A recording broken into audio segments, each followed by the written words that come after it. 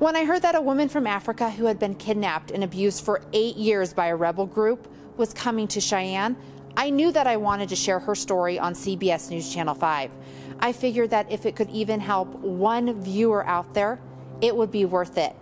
I sat down with the lady and I interviewed her for 45 minutes, and then I had to cut that down to only a 2-minute story. It was so difficult because she had so many insightful points. Here's the finished product. CBS News Channel 5's Katherine Chloe Cahoon interviewed Victoria Nanjira and shares her universal message. A few seconds.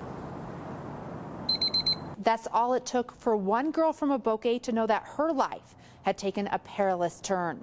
To me, everything was about fear. In 1996, the Lord's Resistance Army raided 14-year-old Victoria Nanjira's school in Aboke, waking her up from a deep sleep and kidnapping her and 138 other girls. Though 109 were released, Nanjira was not. We started crying when we saw our friends leave. When we cried, they really came in big numbers and started beating us. This began 8 long years of captivity. Young girls were forced to be with men as wives.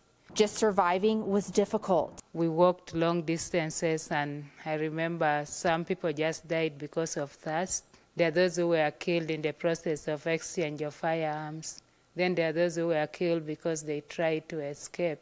And those who survived faced extreme abuse. So I was beaten 50 strokes of the cane. That with the rebels is like 100 strokes of cane.